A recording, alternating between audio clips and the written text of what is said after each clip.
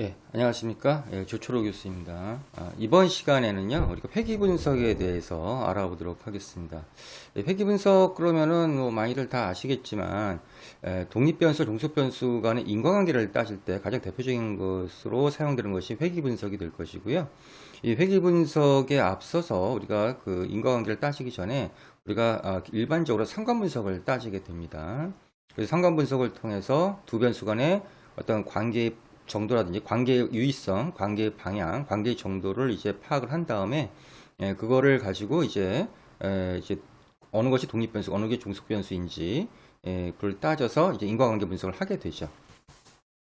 특히 이 회귀 분석은요, 우리가 그 말씀드렸던 것처럼 상관 분석과는 달리 어떤 그 독립변수, 종속변수에 미치는 인과관계를 따지는 변수라고 말씀드렸고, 그리고 이 두 변수의 가장 일반적인 변수의 특성은요, 두 변수 x와 y가 양적 변수이어야 한다라는 것입니다. 그래서 양적 변수이기 때문에 x와 y가 등간 또는 비율 척도를 어떤 그 척도를 사용하게 되고요. 특수한 경우에 x가 질적 변수일 경우에는 이를 그 질적 변수를 수치, 즉 더미 변수, 가변수를 만들어서 사용을 하게 됩니다.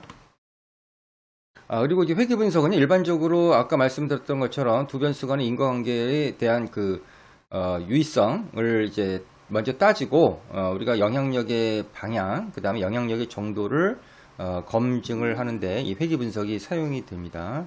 그래서 우리가 앞에서 우리가 상관 분석일 때 두 변수, 즉 뭐 사무실의 평수와 전기 사용량은 상관관계 있는지, 의료진의 실력과 고객들의 재방문 의도 간에는 상관관계 있는지를 따졌었죠. 그리고 지금에 와서는 이 두 변수 간에 어떠한 그 상관관계가 있다면 그러면 인과관계도 있는지를 파악을 하게 됩니다. 그래서 사무실 평수가 전기 사용량에 영향을 미칠 것인지, 그 다음에 의료진의 실력이 고객들, 환자들의 재방문에 영향을 미칠 것인지를 따지게 되죠. 그것이 이제 연구 가설이 되겠죠. 그래서 이 회귀 분석도 앞에서 봤던 이러한 이 상관 분석처럼 일단 유의성 검증을 먼저 합니다. 그래서 유의 확률 p 값이 유의 수준 알파 이퀄 0.05 또는 0.10보다 작아야 될 것이고요. 그 다음에 영향력의 방향, 회귀 개수의 어떤 값의 방향, 즉 플러스 값이냐 마이너스 값이냐 그걸 보게 되고, 그 다음에 그 영향력의 정도, 즉 회귀 개수의 값의 크기를 비교를 하게 되죠. 자, 회귀 분석을요, 우리 형태적으로 조금 봤을 때, 어쨌든 그 회귀 분석은 그 양적인 변수에 독립변수와 종속변수가 존재를 하게 됩니다. 일반적으로 봤을 때. 그때 이 독립변수의 개수에 따라서 이것이 이제 단순 회귀 분석이냐, 또는 중회귀 분석, 또는 다중회귀 분석이냐를 이제 회귀 분석이 이제 구별이 되는데요. 일단은 그 단순 회귀 분석은 이제 우리가 독립변수가 하나일 때, 종속변수가 하나인 경우, 그래서 이것을 우리가 단순 회귀 분석이라고 얘기를 하고요. 여기 사무실 평수가 전기 소모량에 정의 영향을 미칠 것이다가 이제 그 가설이 되겠죠. 그리고 이제 다중회귀 분석, 우리가 독립변수가 2개 이상인 것부터 우리가 다중회귀 분석이라고 얘기를 하고 있습니다. 그래서 여기 뭐 사무실의 평수와 직원의 수가 그 전기 소모량에 미치는 인과관계를 보는데, 우리가 직원 수가 전기 소모량에 영향을 미칠 것이다가 여기 관계를 본다면 이 직원 수가 전기 소모량에 영향을 미칠 것이다가 이제 우리가 그 연구 가설이 되겠죠. 지금 이 단순회귀 분석과 다중회귀 분석을 이제 볼 때 우리가 뭐랄까 공통점이 하나 있죠. 종속 변수는 only one, 종속 변수는 단지 한 개라는 것이 공통점이 되겠습니다. 자, 우리가 그 회귀 분석을 할 때는요, 우리가 일반적으로 양적인 독립변수, 종속변수가 존재하고요. 독립변수에 따라서 단순 회귀 분석, 다중회귀 분석으로 구별이 된다고 말씀을 드렸고요. 우리가 이 회귀 분석을 할 때는 독립변수가 종속변수에 미치는 인과관계, 그렇죠? 그 정도 이런 것들을 따지게 되는데, 이제 그것은 우리가 그 회귀식을 통해서 알 수가 있겠습니다.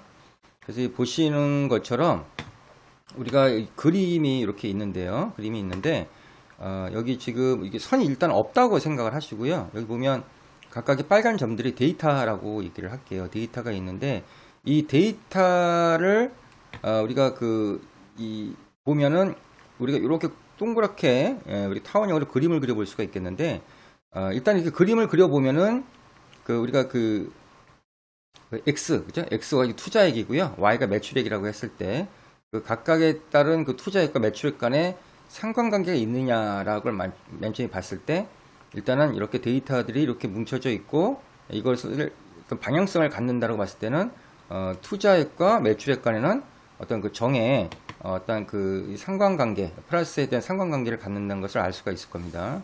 그러면 우리가 이 독립변수 투자액과 매출액 Y들 간의 어떤 그 인과관계를 따질 때 이 데이터들을 우리가 포괄하거나 설명을 할 수 있는 직선을 긋게 됩니다. 이 직선을 그어서 거기에 대한 기울기를 가지고 우리가 이 기울기가 유의한지 유의하지 않은지를 따져서 이게 회귀직선이 유의한지 그리고 독립변수가 종속변수에 미치는 영향력이 유의한지를 따지게 되거든요.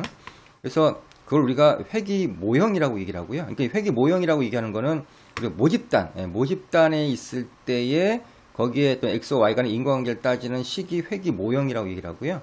우리가 모집단에서 표본을 꺼내서 이것을 우리가 추정을 하려고 한다고 한다면 그때는 우리가 회귀 모형이라고 하지 않고 회귀식이라고 얘기를 하고 있습니다. 특히 회귀 모형은요, 우리가 이 오차항, 잔차항이라고 얘기를 하는데 이것을 표시를 하는 반면에 회귀식에는 이제 그것이 없고요. 특히 그 다음에 이 데이터 자료들이 이렇게 있을 때 회귀식을 긋는데 우리가 이걸 마음대로 긋는 것이 아니라 긋는 기준이 있습니다. 있는데요. 그건 이제 뭐에 따라서 이제 하게 되냐면 우리가 그 잔차를 보고 이걸 직선을 긋게 됩니다. 일단은 우리가 회귀식은요 1차 함수죠. 1차 함수이기 때문에 기울기가 있고 절편이 있는데 자 그러면 이 기울기와 절편을 무엇을 기준으로 이걸 그을 것이냐 아까 말씀드렸던 것처럼 이 회귀직선이 지나는 것과 그 다음에 각각에 대해서 그 데이터에서의 그 차이 즉 설명하지 못하는 부분들이 있는데 이걸 우리가 잔차라고 얘기를 하는데 어쨌든 이 잔차의 제곱의 합이 최소가 되도록 해야 됩니다. 그래서 잔차의 합이 최소가 되도록 해서 우리가 그 B제로 즉 절편과 기울기를 구하게 되죠. 그것을 우리가 최소 제곱법이라고 얘기를 하고 있습니다. 자 그렇다면 우리는 이거 회귀식을 이렇게 만들 때 이 잔차에 대해서 우리가 잔차에 대한 상태를 고려를 해야 되겠죠. 즉 이 잔차의 상태에 따라서 회귀식이 결정된다는 것을 알 수가 있기 때문에 이 잔차에 대해서 우리가 신경을 좀 많이 쓰고 그 다음에 기본적으로 지켜야 될 가정들도 생기게 됩니다. 자 그러다 보니 우리가 앞에서 봤듯이 이 회귀 분석의 어떤 가정이 있게 되는데요. 이 회귀 분석의 가정에는 이제 잔차에 대한 가정과 독립변수에 대한 그 가정이 있게 됩니다. 특히 이 잔차에 대한 가정은 상당히 중요한데요. 왜 그런가 하면 그 잔차에 대한 가정에 따라서 우리가 회귀식이 이렇게 유의한지 유의하지 않은지를 우리가 가늠을 하기 때문에 상당히 중요하다. 자 그렇다면 잔차에 대한 가정이 3개가 있습니다. 3개가 있는데 잔차에 대한 독립성과 정규성과 잔차에 대한 등분산성 이 3가지가 있게 됩니다. 자 그래서 이 잔차의 독립성은 뭔가 하면요 이 종속변수의 오차항 간에 자기 상관관계가 존재하지 않는다. 자 이것은 이제 뭔가 하면 그 다중회귀 분석 같은 경우에 각각의 독립변수들이 종속변수에 영향을 미칠 때 각각의 회귀식들이 이제 생기게 되겠죠. 예를 들면은요. 그런데 이제 각각의 회귀식들을 봤을 때 그 오차항들에 의해서 회귀식들이 나올 것이고요. 그 다음에 그 오차항들 간, 그 각각의 그 독립변수들의 오차항들 간에는 자기 상관관계가 있으면 안 된다라는 겁니다. 자, 그래서 일단 뭐 예를 들어서 우리가 단순회귀 분석일 때 오차항들이 발생하겠죠? 예, 오차항들이 발생하면 각각의 그 오차항들 간에는 상관관계가 존재하면 안 된다는 얘기입니다. 그래서 일단은 이 오차항들의 상관관계가 존재한다는 것은요, 특정 오차항이 다른 그 오차항들에 대해서 상관관계를 갖게 되면은, 많은 이제 부작용들이 이제 발생을 하기 때문에 그런데요. 그래서, 이런 그 오차항들 간의 상관관계가 존재하지 않는다라는, 이런 그 독립성을 이제, 얘기를 하게 되고, 이것을 또 진단을 하기 위해서 더비나슨 값을 사용하게 됩니다. 그 더비나슨 값은 DW 값이라고 얘기를 하는데, 이것이 이제 DW 값, 즉 더비나슨 값이 2에 접근을 하면 잔차 간의 어떤 독립성이 확립이 됐다라고 얘기를 합니다. 그래서 이것이 뭐 다중회귀 분석이든 뭐 단순회귀 분석이든 잔차의 독립성이 이것이 확립이 됐다는 전제하에 일단 가정을 하게 되고요. 그다음에 잔차의 정규성이 되겠습니다. 잔차의 정규성. 그래서 다중회귀 분석이든 단순회귀 분석이든 간에 잔차들이 정규 분포를 해야 된다는 얘기입니다. 그래서 그 데이터가 정규 분포를 한다는 말은 이제 무슨 말일까요? 일반적으로 우리가 모든 그 자연스러운 그 데이터들은 정규 분포를 이룬다고 얘기를 하고 있죠. 그래서 잔차도 그렇게 정규 분포를 해야 된다라고 얘기를 하고 있습니다. 자, 그래서 잔차에 대한 정규성이 한 가지 더 가정이 될 것이고요. 그다음에 잔차에 대한 등분산성이 있는데 이거는 이제 그 다중회귀 분석일 때 각각의 독립 변수들이 종속 변수에 영향을 미칠 때 우리가 그 오차항의 분산들이 있죠. 그렇죠? 잔차 또 오차항에 대한 분산들이 있는데 이런 오차항의 분산들이 모든 독립 변수 값에 대해서 동일한 분산을 우리가 그 가져야 된다. 그 분산이 같아야 된다라고 얘기를 하는 겁니다. 자, 그래서 우리가 이 세 가지 잔차에 대한 독립성, 잔차에 대한 정규성, 잔차에 대한 등분산성을 얘기를 할 때 이 잔차의 가정이 뜻하는 바는 뭐냐라고 한다면 한마디로 말씀을 드리면은 잔차들이 어떤 그 분포나 그런 것들이 전부 다 랜덤 해야 된다라는 것을 우리가 그 얘기를 한다라고 얘기를 할 수가 있겠습니다. 그래서 잔차에 대한 가정은 잔차에 대한 그 랜덤 그 무작위화를 우리가 그 얘기를 하게 되겠습니다. 자, 그 다음에 이제 그 독립변수에 대한 가정이 되겠는데요. 이 독립변수의 가정 우리가 대표적인 것이 다중공선성이라는 것이 있습니다. 다중공선성. 이 다중공선성은 이제 뭐냐라고 한다면 한마디로 얘기하면 좋은 거냐 나쁜 거냐, 나쁜 것이다라고 얘기를 말씀을 드릴 수가 있겠고요. 특히 그 다중회귀 분석에서 이 특정 독립변수가 이 다른 독립변수에 대해서 높은 상관관계를 가질 때 그때 이제 그 데이터의 개수, 표본의 개수가 달라질 때마다 또는 증가하거나 감소할 때마다 그 다중 그 회귀 분석의 각각의 독립 변수들이 이제 회귀 개수들이 있겠죠. 근데 아까 이제 말씀드렸던 것처럼 특정 독립 변수가 다른 독립 변수 높은 상관관계를 갖게 됐을 때 표본의 개수가 증가함에 따라 증가거나 감소함에 따라서 그 각각의 회귀 개수들이 흔들려 버리게 됩니다. 흔들려서 이 회귀식에 대한 설명력을 떨어뜨리게 되는 걸 우리가 다중 공선성이 걸렸다라고 얘기를 하게 되죠. 자, 그러려면 이것을 이제 진단을 하게 되는데요. 그 진단하는 방법은 이제 우리가 그 공차 한계라는 것이 있고요. 그 톨러런스라고 해서 공차 한계라는 것이 있고 분산 확대 지수라고 있습니다. 그래서 베어리언스 인플레이션 팩터라고 얘기를 하거든요. 예, 그래서 이게 지금 공차 한계는요 1에 가까우면 좋다라고 얘기를 하고 있고요. 특히 분산 확대 지수는 10보다 작으면 좋다라고 얘기를 하고 있습니다. 물론 그럼 두 개가 동시에 만족이 돼야 되느냐? 그건 아니고요. 이 공차 한계와 분산 확대 지수는 서로 간에 역수 관계를 갖고 있기 때문에 한 가지만 따지시면 되는데 일단은 가장 많이 쓰는 것이 분산 확대 지수, 즉 VIF가 10보다 작으면 좋다. 이것이 되면은 우리가 다중공성이 없다라고 얘기를 하게 됩니다. 자, 그렇다면 이 다중공선성이 만약에 발견이 됐다라고 하면 어떻게 하면 될까요? 예, 물론 우리가 이 다른 독립 변수에 높은 상관관계를 보이는 특정 독립 변수를 찾아서 제거를 하면 간단하게 해결이 된다라고 말씀을 드릴 수가 있겠습니다. 자, 다음은 결정계수에 대해서 말씀을 드리도록 하겠습니다. 우리가 R스퀘어라고 보통 얘기를 하는데요. 일단은 그 회귀 직선이 데이터들을 얼마만큼 잘 설명을 해주느냐를 정도를 얘기를 하고 있습니다. 그걸 우리가 결정계수라고 얘기를 하고요. 이 결정계수는 기본적으로 한 0.7 이상 돼야 된다고 얘기를 하고 있지만 실제로 0.4 이상만 돼도 좋다라고 얘기를 하고 있습니다. 그리고 이 결정계수가 0.4가 되지 않더라도 너무 낮은 결정계수, 만약에 예를 들어서 뭐 0.0이라든지 굉장히 낮은 결정계수 값을 이제 나타내면 우리가 그 좋은 회귀 분석이라고 볼 수가 없겠죠. 그리고 이 결정계수는요, 결정계수에다가 루트, 즉 제곱근을 씌워버리면 상관계수가 되게 됩니다. 자, 그래서 이 결정계수가 어떤 건지 한번 보여드리도록 할게요. 아까 말씀드렸던 것처럼 회귀직선이 데이터를 설명하는 정도라고 말씀을 드렸는데, 요 그림 1번하고요 2번을 좀 비교를 해볼게요. 지금 그 1번 그림과 2번 그림 좀 보면 투자액이 매출액에 미치는 영향력을 나타내는 회귀직선이 되겠는데요. 회귀직선은 동일합니다. 그 기울기도 동일하고요.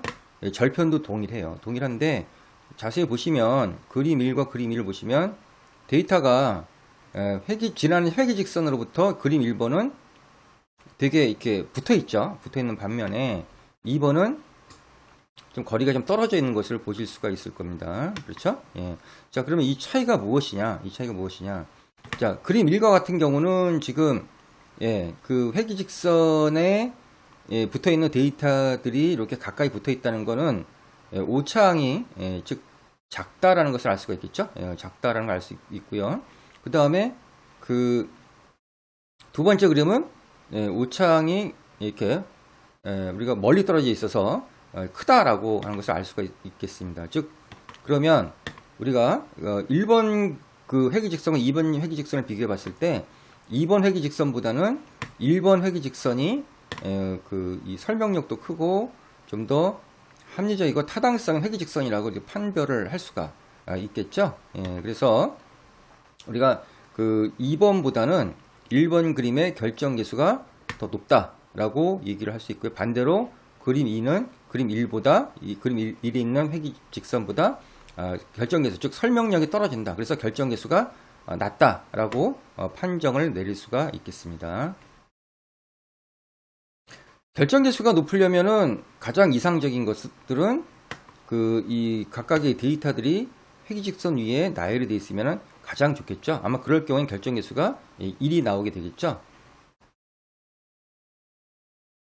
자, 회귀 분석을 실습을 해보도록 하겠습니다. 그래서 지금 보여지고 있는 예제를 보시면 그 빌딩 사무실 임대 면적에 따른 월간 전력 사용량을 보여주고 있고요.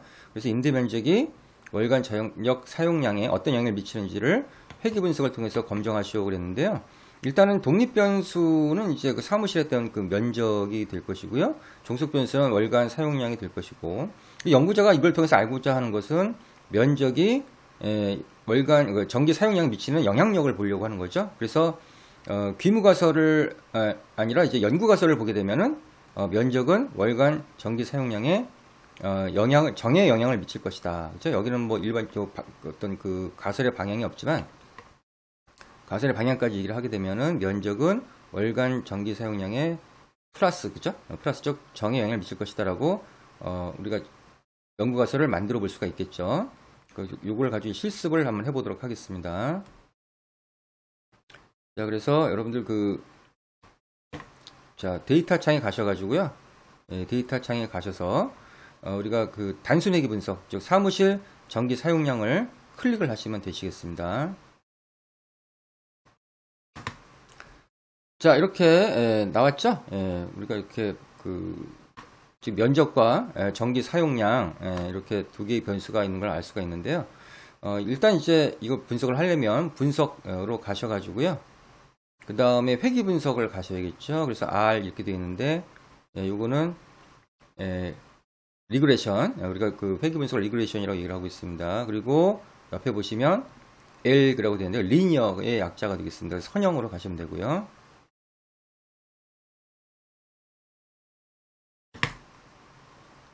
자, 그 다음에 이렇게 나오면 종속 변수와 독립 변수가 있는데요. 종속 변수에 전기 사용량이 와야 될 것이고요. 면적이 독립 변수가 되니까 이렇게 와줘야 되겠죠. 그다음에 방법에는요, 우리가 입력, 근데 엔터 방식이라고 얘기를 하고 있습니다. 엔터 방식 얘기를 하고 있는데 입력 있고 뭐 단계 선택 이렇게 있는데 단계 선택은 스텝와이즈라고 얘기를 해가지고 유의한 것부터 보여주는 그런 것이 되겠는데 일단 우리는 입력으로 하도록 하겠습니다.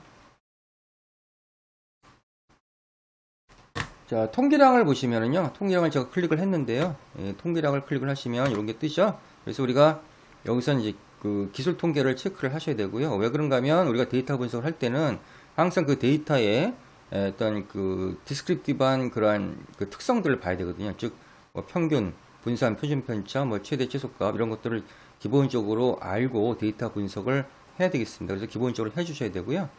그 다음에 공선성 진단이라고 여기 있죠. 이게 바로 아까 얘기했던 다중 공선성을 진단하는 그러한 그 기능이 되겠고요. 그 다음에 DW 값이라고 있죠. DW 값. 이 DW 값은 우리가 그 더빈 왓슨 값이라고 얘기를 해서 그 오창에 대한 이 독립성 검정을 할 때 쓰는 거라고 얘기를 했었고, 이것이 2에 가까우면 좋다라고 얘기를 했었죠. 자, 그래서 일단 그러고 한 다음에 계속을 누르겠습니다. 계속 누르시고요. 자, 그 다음에 그 도표가 있습니다. 도표가 있고요. 예, 도표. 자, 도표를 이제 보시면은요, 도표를 보시면 그 G, PRED라고 되어 있는데, G는 이제 표준화된 된 데이터라는 것을 얘기를 해주는 것이고요. 그 G. 그래서 G, PRED 그러면은 표준화된 잔차, 예측치라고 얘기합니다. 그래서 표준화된 예측치 G, 프리딕터라고 얘기를 해가지고 요거를 이제 X에다가 넣으시면 될 것 같고요. 그 다음에 G, 표준화된 요거는 이제 RESID, 그래서 레지듀얼, 그래서 표준화된 잔차. 요거는 이제 Y로 이렇게 넣어주게 됩니다. Y로 넣어주게 되고요. 그 다음에 이제 여기 밑에 보면 요거는 지금 우리가 요거는 왜 했냐면 우리가 그 오창에 대한 그 등분산성, 오창에 대한 등분산성을 확인을 하기 위해서 하는 작업이라고 보시면 되고요. 그 다음에 여기 밑에 보시면 정규 확률 도표라고 있죠. 정규 확률 도표가 있는데 이거 체크를 하시고, 요거는 오창에 대한 정규성을 보기 위한 이런 보기 위한 것이다 라고 보시면 될 것 같습니다. 기능이다 라고 보시면 될 것 같습니다. 그래서 이것도 클릭을 해 주시고요. 그래서 계속을 누르시고, 자, 그 다음에 그 확인을 누르시면 되겠습니다. 확인을 누르시면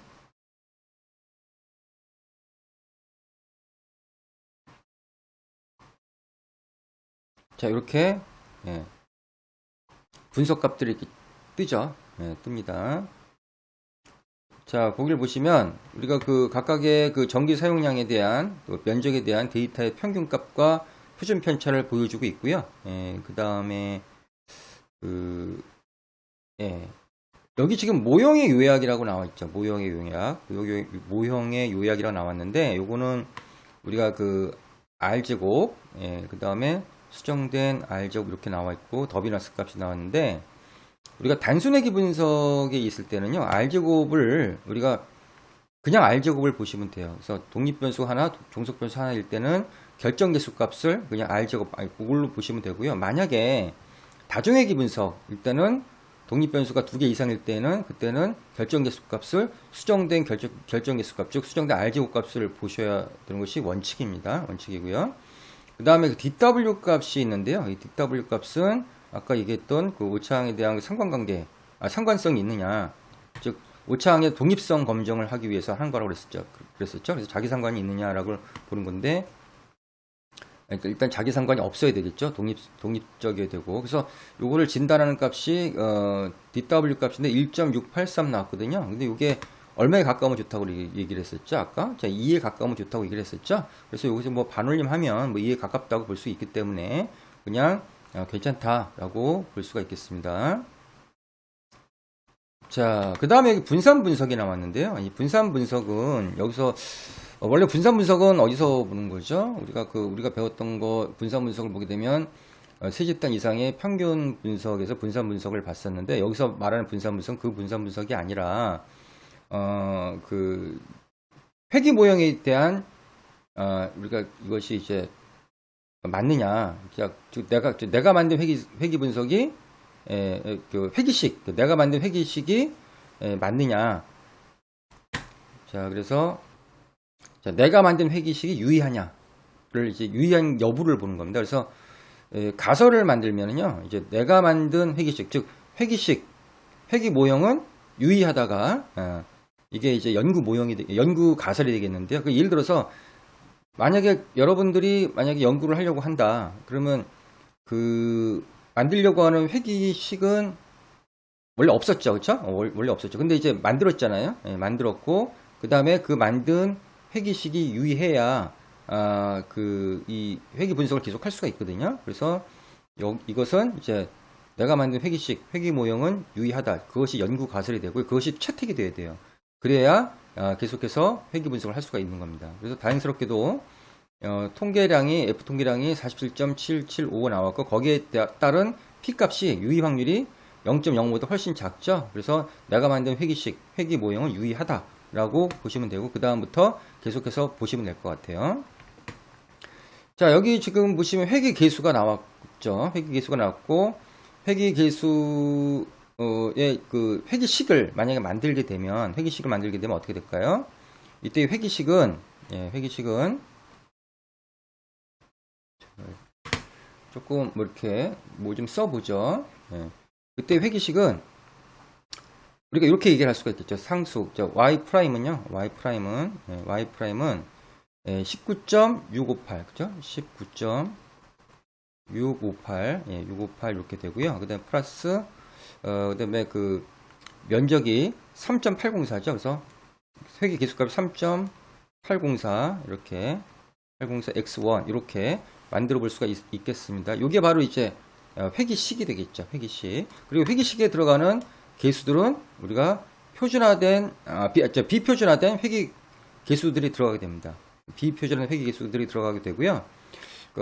여기에서 표준화 계수가 나오죠. 이 표준화 계수 값은 우리가 베타라고 얘기를 하는데 이때는 우리가 이 회기 분석을 할 때 들어가는 데이터들 전부 다 표준화 시켰을 때 우리가 그때 이제 회기식에 나타나는 회기 계수 값을 표준화 계수라고 얘기를 합니다. 그리고 이 표준화 계수는 상당히 중요한 의미를 갖는데요. 특히 다중회기 분석일 때 우리가 그 독립변수별로 계수값들이 나올 때 그 계수값들의 상대적인 비교를 할 때는 비표준화 회기 계수를 사용하는 것보다 표준화 회기 계수를 사용을 하게끔 되어 있습니다. 우리가 데이터를 표준화 시킨다라고 했을 때 우리가 예전에 여러분들 기억나실지 모르겠지만 통계학 시간에 아마 배우셨을 거예요. 그래서 특정 데이터가 있으면 로우 데이터입니다. 그 로우 데이터에 대해서 평균을 빼고요. 그 다음에 그 데이터의 표준 편차를 나눠버리면 우리가 Z값이 이렇게 나오거든요. 이렇게. 그래서 이걸 로우 데이터라고 얘기를 하고요. 그 모든 데이터들에서 평균을 빼고 시그마로 나눠주면 이렇게 나타낼 수가 있거든요. 그래서 이게 바로 표준화된 데이터 값이라고 얘기를 하는데 이 표준화된 데이터 값일 때에는 기본적으로 평균이 제로가 되고요. 표준 편차가 1이 됩니다. 1. 그래서 이런 식으로 이제 나타내게 되고요. 정규 분포를 하게 되겠죠. 그래서 Z는 분포한다. 정규 분포를 하고 평균이 제로고 표준 편차가 1이다. 이렇게 표시를 하게 됩니다. 자, 지워볼까요? 이렇게.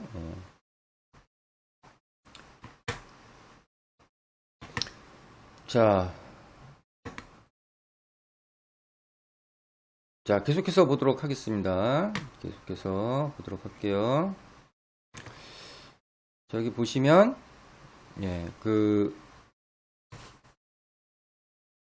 자, 일단은 뭐, 가설 검증을 해야 되니까 면적이 종속 변수에 미치는 영향력을 봤을 때, 거기에 대한 t 값이, 지금 6.912고요. 거기에 대한 p 값이 0.000 이렇게 나오네요. 0.05보다 훨씬 더 작죠. 그래서 전기 사용량은 면적은 전기 사용량에 정영향을 미친다라고 얘기를 할 수가 있겠습니다.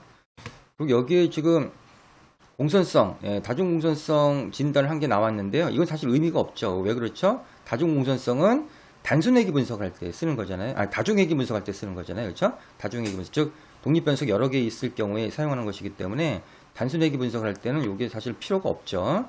그래서 그냥 1로 나왔습니다. 1. 그리고 그 공차한계와 분산 확대 지수 간에는 우리가 이 역수관계라고 그랬죠. 그래서 1의 역수는 1이니까 1 나왔다. 이렇게 보시면 될 것 같습니다. 자, 도표가 있습니다. 우리가 그 도표를 그리기 위해서 사전 작업을 했었는데요.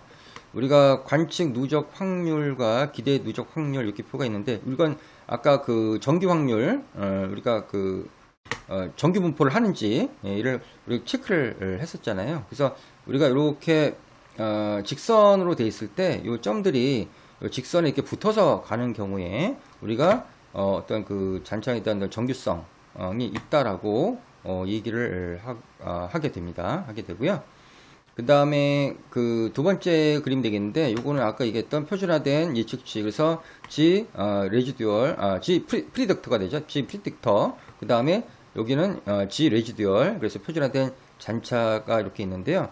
여기 지금 양쪽에 그 X축에도 0이 있고요. Y축에도 0이 있는데, 여기 이 점을 가운데를 중점으로 해가지고요. 중심을 해서 이 데이터들이 어떤 규칙을 갖지 않고 흩어져 있는 경우를 우리가 뭐랄까요? 그 오차의 등분산성, 오차, 즉 잔차에 있던 등분산성이 있다라고 얘기를 하고 있습니다. 근데 특별하게 사실 우리가 그 논문을 쓰기 위한 데이터 분석을 할 때는 사실 이런 것들을 좀 보여주지는 않죠. 그래서 뭐 실제로 논문 쓸 때는 뭐 특별하게 뭐 특화된 논문이 아닌 이상 이런 것들은 크게 사용을 하지 않습니다.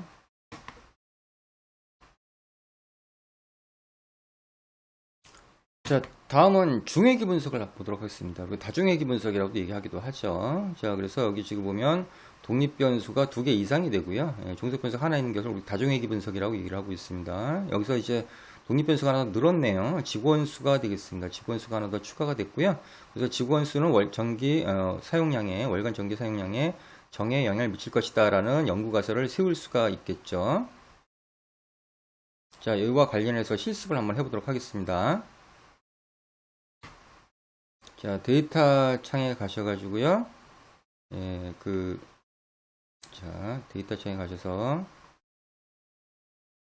다중회기 분석 전기 사용량을 클릭을 하도록 하겠습니다. 자, 그럼 이렇게 면적, 전기 사용량, 직원수가 나오게 되죠. 자, 분석으로 가셔가지고요. 그 다음에 회기 분석을 가서 선형으로 가서 종속 변수는 이제 전기 사용량이 될 것이고요. 독립 변수는 면적과 직원수를 넣으면 되겠죠. 입력은 그대로 엔터 방식으로 그냥 넣으시면 되고요. 자, 통계량은 기술 통계, 그 다음에 공정성 진단, 더비나슨 값을 클릭을 했습니다. 자, 계속하고요. 도표로 가셔가지고 우리가 G PRED를 우리가 표준화된 예측치죠. X에다 놓고 G RESID를 우리가 Y 즉 표준화된 잔차는 Y에다 넣겠습니다. 넣고요. 그 다음에 우리가 그 정규 확률 도표를 해서 지금 요거 한 거는 그 잔차에 대한 등분산성을 이제 보려고 하는 거고요. 그 다음에 요건 정규 확률 도표는 잔차에 대한 그 정규성을 이제 보려고 하는 거죠. 자, 계속 누르겠습니다. 계속 누르고요. 자, 그 다음에 계속해서 보도록 하겠습니다. 확인을 누르시면은요, 이렇게 데이터가 나오죠. 데이터 분석 결과가 나오게 되겠습니다. 그래서 이제 기술 통계량에 보시면 전기 사용량, 면적, 직원수 이렇게 지금 각각의 평균과 표준 편차 값들을 이제 보여주고 있고요. 그 다음에 기본적으로 상관계수 값도 보여주고 있죠. 그래서 상관계수 값을 보여준다는 것은 무슨 말인가 하면 아까 또 말씀드렸지만 회계 분석을 할 때는 기본적으로 이전에 상관 분석을 하는 것이 사실은 원칙입니다. 그래서 인과관계를 분석을 하기 전에는 미리 상관관계 기술을 봐서 인과관계를 예측을 하게 되죠. 추정을 하게 되죠. 자, 그 다음에 모형의 외곽을 보니까 R스퀘어 값이 지금 0.857 수정된 R스퀘어 값이 0.816 나왔는데 우리가 다중회계 분석일 때는 수정된 R스퀘어 값을 본다고 얘기를 했습니다. DW 값도 1.678 나와서 2에 가깝다라고 볼 수 있고요. 자, 분산 분석은 내가 만든 회기식이 유의하냐 유의하지 않느냐를 따진다고 얘기했었죠. 그래서 연구가설이 내가 만든 회기식, 회계 모형은 유의하다라고 얘기를 그걸 이제 검증을 하려고 하는 것이고요. 그래서 연구가설은 회계 모형 유의하다. 자, 여기서 우리가 그 F 통일한 값은 20.928 나오고 거기에 따른 P 값이 유의 확률 값이 0.001 나왔기 때문에 이것은 유의하다라고 얘기할 수 있죠. 그래서 계속적으로 우리가 분석을 계속 할 수가 있겠죠.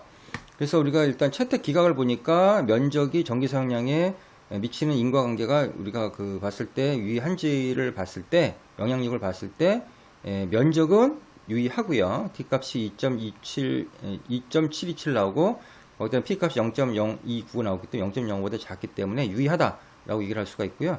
직원 수는 우리가 KGS 값이 이렇게 나오고 그 다음에 T값이 마이너스 0.70이 나왔는데 0.070이 나왔는데 유의확률 값이 0.945가 나왔네요. 굉장히 크죠. 그래서 거의 택도 없는 이러한 영향력을 미치는 것이 택도 없는 상황인 것 같습니다. 그래서 전혀 여지가 없고요. 그래서 기각이 됐습니다. 그래서 면적이 전기 사용량에 미치는 인과관계만 영향력만 채택이 된 상태다라고 얘기를 할 수가 있고요. 여기 보여주시는 거는 이제 잔차항에 대한 정규성을 보여주고 있고요. 요거 또 두 번째 그림은 잔차에 대한 등분산성을 보여주고 있습니다. 정규성은 우리가 요 점들의 값들이 우리가 이런 직선을 그었을 때 여기 붙어서 이렇게 이런 형태를 띄어야 우리가 정규성이 있다고 얘기를 하고요. 그 다음에 두 번째 같은 경우는 각각의 표준화된 예측적 표준화된 잔차의 각각 영영값에 영영값 중심으로 해서 데이터들이 이렇게 퍼져 있는 경우에 우리가 잔차에 대한 등분산성이 있다라고 얘기를 할 수가 있겠습니다.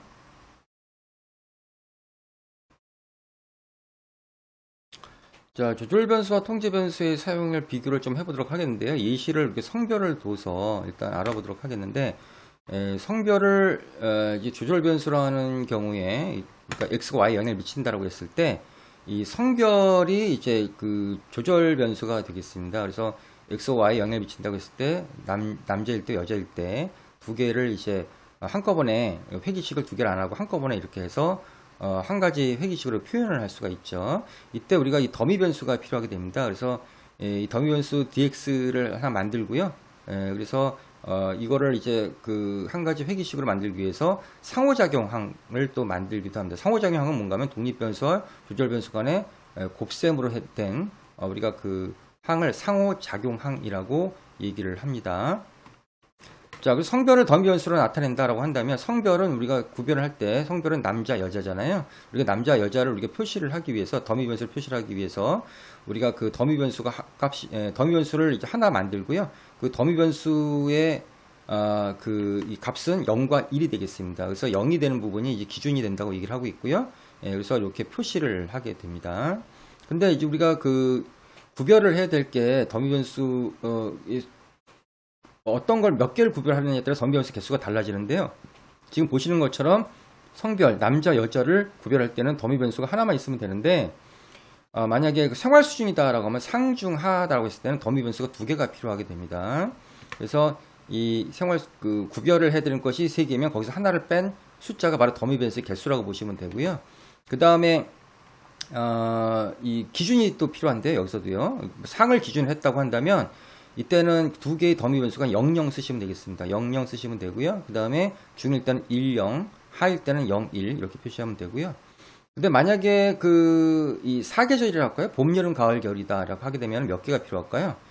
지금 세 개가 필요하게 되겠죠? 그래서 봄, 여름, 가을, 겨울 그러면 세 개가 필요하고 봄이 이제 기준이라고 한다면 그냥 000 그쵸? 그 다음에 여름이면 100, 가을이면 010, 그 다음에 겨울이면 001 이렇게 표시를 할 수가 있다는 겁니다.